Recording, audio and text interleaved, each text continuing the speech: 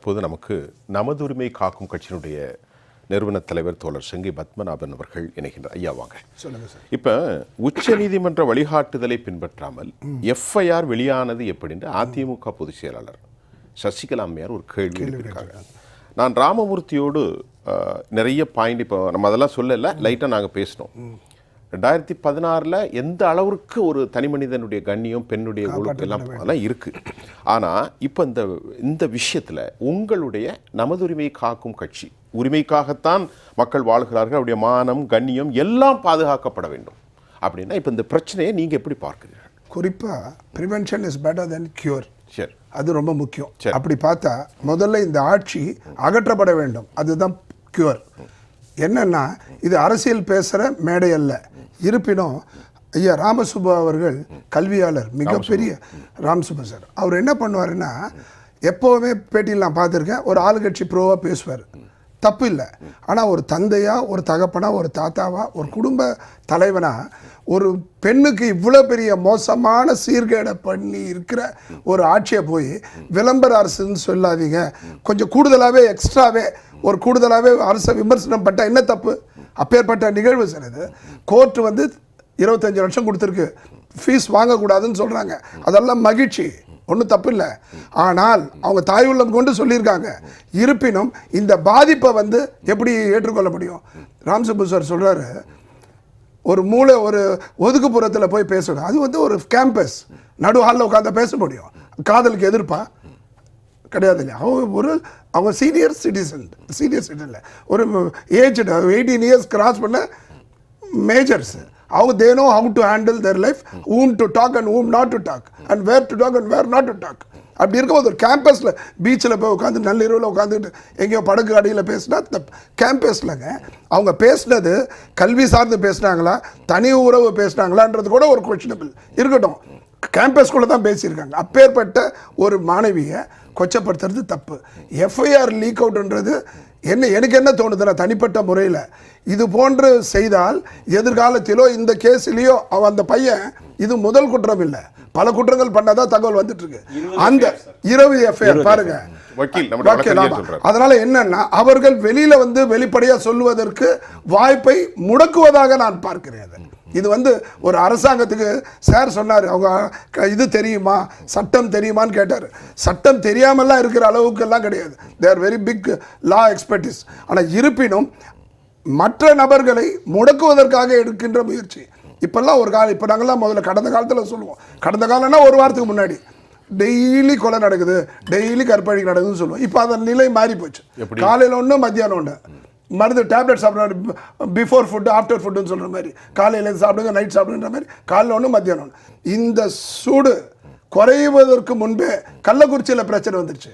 அங்கே 2 பெண் 2 குழந்தைங்க, 5 வயசு 8 வயசோ 9 வயசு, அந்த குழந்தையினுடைய அம்மா போய் வித்துட்டு ஒரு கணவனை இழந்து ஒரு பெண் தனியாக போராடி தன்னுடைய குழந்தைகளை வளர்த்து கொண்டிருக்கிற நேரத்தில் அவர்கள் வந்து பானபங்கப்படுத்தப்பட்டு அவர்களுக்கும் ஒரு இதே மாதிரி ஒரு ஒன்று சொல்கிறேன் சார். அண்ணா நகரில் ஒரு சிறுமி வந்து கற்பழிக்கப்பட்டு டைம்ஸ் ஆஃப் இந்தியாவில் அது பெருசாக வந்து அந்த பெண்ணினுடைய தானா முன் வந்து நீதி அரசு வந்து அவங்களுக்கு சிபிஐ டைரக்ஷன் கொடுக்குறாங்க. சிபிஐ டைரக்ஷன் கொடுக்கும்போது அரசு என்ன பண்ணுதுன்னா அதுக்கு அப்பீல் போகுது. ஏன் போகுது? உங்கள் மேலே இருக்கிற வழக்கு, உங்கள் மேலே லஞ்ச வழக்கு இருக்குது, ஊழல் வழக்கு இருக்குது, அத்தனை மந்திரி மேலேயும் இருக்குது, நீங்கள் அப்பீலுக்கு போங்க, தப்பு இல்லை, ஏதோ நீ சுயநலமாக பண்ணிக்கிறீங்க பண்ணிக்கோங்க. ஒரு குற்றவாளிக்கு போய் நீங்கள் அப்பீல் போகிறீங்களேங்க. கள்ளச்சாராயம் கேஸில் 10 லட்சம் ரூபா கொடுத்துருக்கீங்க. மின்சார ஊழியர் ஒருத்தன் வந்து அந்த இதில் வந்து கரண்ட் அடிபட்டு இறந்துட்டான், அவனுக்கு 1 ரூபா கொடுக்கல, அவன் 25 லட்சம் கேட்குறான். குடியில் போதையில் போய் ஆக்சிடென்ட் பண்ணுறீங்க, 5 பெண்கள் ஸ்பாட்டில் இறக்குறாங்க, அவங்களுக்கு 2 லட்சம் கொடுக்குறீங்க. இன்சூரன்ஸ் கம்பெனியாக நம்ம நடத்துகிறோம், மக்கள் வரி பண்ணி இப்படியா போட்டோம். என்ன பண்ணோம்? பல திட்டங்கள் வரும்போது பல சட்டங்கள் மாற்றம் போல அந்த வண்டியை ஏலத்தை விட்டு, அது வந்து விபத்து அல்ல, அது கொலை. குடிச்சிட்டு போய் சாகடிக்கிறது வந்து விபத்து அடிக்க கருதக்கூடாது, அது ஒரு கொலை. அந்த கொலைக்கு அந்த 2 லட்சம் எனக்கு 10 லட்சம் கொடுன்றாங்க. அந்த கேஸில் மேல்முறையீடு சுப்ரீம் கோர்ட், ஹைகோர்ட் இது வந்து சிபிஐக்கு மாறுது, அதுக்கு அப்பீல் போகிறாங்க, அவங்க டிஸ்மிஸ் பண்ணிட்டாங்க.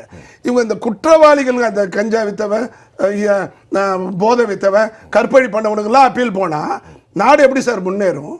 தயவு செஞ்சு சட்டம் ஒழுங்கு சந்தி சிரிச்சிருக்கு. நிர்வாக சீர்கேடை பத்தி பேசின சொல்லிட்டே போல நேரமே பத்தாது. உங்ககிட்ட இருக்கிறது 1/2 மணி நேரமோ 1 மணி நேரம். ஆனால் இன்றைக்கு இருக்கிற இந்த அரசு வருகின்ற 2026 நல்லா கேட்டுக்கோங்க sir, please register it. DMK will not be in the frame at all in the 2026 election. There will be a close contest between ADMK and Vijay. விஜய்னா வெற்றி கழகத்தினுடைய கூட்டணியும் அதிமுக கூட்டணி தான் களம் காணும். அப்படி களம் காண்டால் தான் இதுக்கும் சப்ப கட்டுறாங்களே சார். இந்த இதுக்குமா ஒரு இதெல்லாம் பண்ணிட்டு எங்களுடைய அரசு வந்து தூய்மையான அரசு, மக்களால் நேசிக்கப்படுகின்ற அரசு. என்ன நேசிக்குது? ஒரு சின்ன ஒரு பொம்பளை, வயசான பொம்பளை, சரியாவே நடக்க முடியல, அந்த பொம்பளை ஸ்டாலின் அவர்கள் மீது செருப்ப கட்டி அடிக்கிறாங்க. அதை நான் ஏற்கல. போஸ்டர் மேல தான் அதை நான் ஏற்கல, அது தவறு. ஆனா அந்த படிப்பு இருக்குமான்னு தெரியல. அந்த அம்மானுடைய தோற்றத்தை பார்க்கும்போது அந்த அம்மா மேல ஒரு எஃப்ஐஆர் போட்டு, அது தகவல் இப்பதான் எனக்கு வந்தது, அது எந்த அளவுக்கு உண்மைன்னு தெரியல. அவங்க மேல எஃப்ஐஆர் போட்டு அந்த அம்மாவை தேடிட்டு இருக்காங்க. தேடப்பட வேண்டிய குற்றவாளியா இருக்கு. கடந்து போனோம். நீங்க 1000 ரூபாய் கொடுக்குறேன்னு சொல்லிட்டு கொடுக்காம போனீங்களா? என்ன கர்மம் தெரியல. அந்த அம்மா உங்களை பார்த்த உடனே கலைக்கு. இதுதான் சார் தமிழ்நாட்டினுடைய ஒட்டுமொத்த நிலை. மக்களால் மிகப்பெரிய அளவில் எதிர்க்கக்கூடிய அரசு. நான் திமுகவுக்கு விரோதி அல்ல. அதான் கேட்டேன், நீங்க இவ்வளவு ஆழமா பேசுறீங்களா? உங்களுக்கு என்ன? எனக்கு திமுக மேல எந்த ஒரு கசப்பும் கிடையாது. நமது உரிமை அவ்வளவுதான். ஆமா சார், என்னுடைய உரிமைகள் காக்கப்படணும். அது யார் தவறு செய்தாலும் தவறு. இன்றைக்கு காய்க்கிற மரம் அரசாங்கம். அந்த அரசாங்கத்தை சொல்ல தயவு செஞ்சு உங்களுடைய கவனம் மொத்தம் நிர்வாகத்தில் இருக்கணும். நிர்வாகத்தில் இல்லாம உங்களுடைய 2026 தேர்தலில் கூட்டணியை எங்கு கூட்டணியா வச்சுக்கலாம், மோடி எதிர்ப்பை பேசி ஜெயிச்சிடலாம். இந்த 2 கான்செப்டை வச்சுன்னு நீங்க பல தேர்தலில் நீங்க ஜெயிச்சிட்டீங்க. தொடர் வெற்றி. அந்த தொடர் வெற்றி எதிர்காலத்தில் இருக்காது என்பதுதான் முதல் கட்டத்தில் நான் பதிவு பண்றேன். சொல்லுங்க சார். இப்போ நம்ம நீங்க நிறைவு கருத்து, அதாவது பரஸ்பரம் குற்றச்சாட்டுகள் என்பது நமக்கு தேவையில்லை. பாதிக்கப்பட்டது ஒரு பெண், அதுல தான் நம்ம ஃபோக்கஸ் பண்ணோம். இப்போ இதுல ஒரு மந்திரி சொல்லி எனக்கு என்ன பயம்னா, சார் அப்படின்னு சொல்றது தான் எனக்கு பயமா இருக்கு. எவ்வளவு பெரிய விஷயம் வந்து இது ஒரு கலெக்டிவ் கான்ஸ்பிரசி. ஆமா சார், இந்த ஒரு வார்த்தை இந்த கேஸ்னுடைய தன்மையே மாற்றக்கூடிய அளவுக்கு ஒரு ஆபத்தான ஒரு சொல். அது வந்து சப்ரஸ் ஆகிறத நம்ம ஏற்க முடியாது. ஒன்று ஆளுங்கட்சி சொல்ற மந்திரி ஒருத்தர் சொல்றாரு, அதிமுக ஆட்சியில் 8 லட்சத்துக்கும் மேற்பட்ட எஃப்ஐஆர், திமுக ஆட்சியில் 1 லட்சத்துக்கும் மேற்பட்ட எஃப்ஐஆர் தான் இருக்கு. அதனால குற்றங்கள் அந்த அரசு தான் நிறைய நடந்தது, எங்க இதுல கம்மின்னு சொல்றாரு.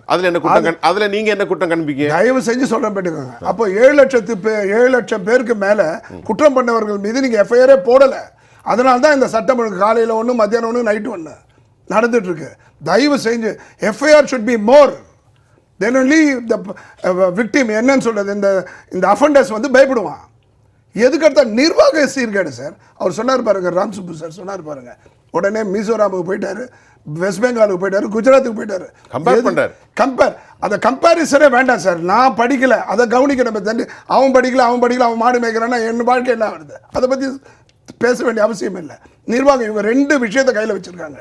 கொம்பு சீவிர அரசியல், மோடி எதிர்ப்பு, கூட்டணியை இன்டாக்ட்.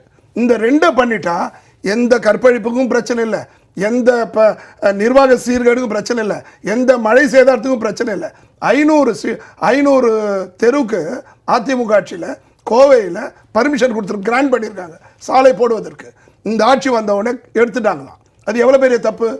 சட்டமன்றத்தில் கோவைக்கு ஒரு நிதியை ஒதுக்குறேன்னு சொல்லி மந்திரியே ஒத்துக்கிட்டு இருக்காரு, இது வரைக்கும் வரல. ஆனால் இவங்க சொல்லுவாங்க தமிழ்நாட்டுக்கு கம்மி, ஆந்திராவுக்கு ஜாஸ்தி, தெலுங்கானாவுக்கு ஜாஸ்தி, பீகாருக்கு ஜாஸ்தின்னு சொல்லுவாங்க. இப்படியே மடைமாற்றம் அரசியல் செய்து கொண்டே இருந்தால் குற்றவாளிகளையும் பிடிக்க முடியாது, நிர்வாகத்தையும் சிறப்பு செய்ய முடியாது. தயவு செஞ்சு உங்கள் கூட்டணி உடஞ்சி போச்சு. You have lost. கம்யூனிஸ்டுக்காரன் நடு தெருக்கு வந்து உங்களை எதிர்க்க ஆரம்பிச்சாச்சு. விடுதலை சிறுத்தை எதிர்க்க ஆரம்பிச்சாச்சு. இன்னும் காங்கிரஸ் தான் ஓட்டிட்டு இருக்கு, அதுவும் வெளியில் வந்துடும். திமுகவுடன் எந்த அரசியல் கட்சி சென்றாலும் அவர்களுடைய எக்ஸிஸ்டன்ஸ், அவர்களுடைய நிலை மிக மோசமாக இருக்கும் என்ற தருணம் வந்தாச்சு. அவங்க வெளியில் வந்தாச்சுன்னா உங்களுடைய you are exposed in one wing, the other wing pinpointing Modi, அதுவும் எடுபடாது. தயவு செஞ்சு அவங்க மதவாதின்னு சொல்றீங்க. சிவசேனா என்ன மதவாதம் இல்லையா? அவங்களாவது மதவாதம் RSS சார்ந்த ஒரு மதவாதி. நீங்க சிவசேனா என்பது நேரடியாக மதவாத கட்சி, அதனுடைய கூட்டு. கடந்த வாரத்தில் சிவசேனாவுடைய தலைவர் அவர் என்ன பண்ணியிருக்காரு, அவருடைய பத்திரிகையில் பாபர் மசூதி இடிப்பை நியாயப்படுத்தி போட்டிருக்காரு.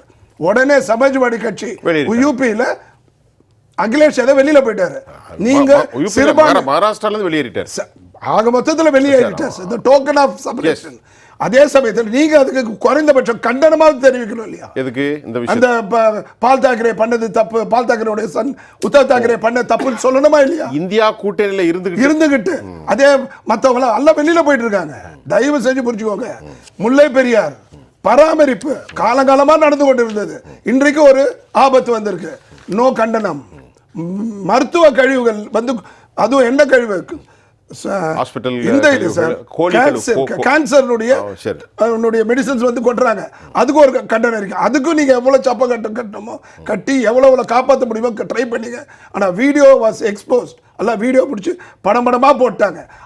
அதனால நான் என்ன சொல்றேன்னா, தயவு செஞ்சு உங்களுடைய ஆட்சியாளர்களால நீங்க உதயநிதி ஸ்டாலின் முதலமைச்சர் ஆகட்டும், இன்பநிதி ஸ்டாலின் முதலமைச்சர் ஆகட்டும், அதை பத்தி எங்களுக்கு கவலை இல்லை. Let them rule. The ruling person should be ensure that the common man should not be suffer and common man should be benefited. Yes.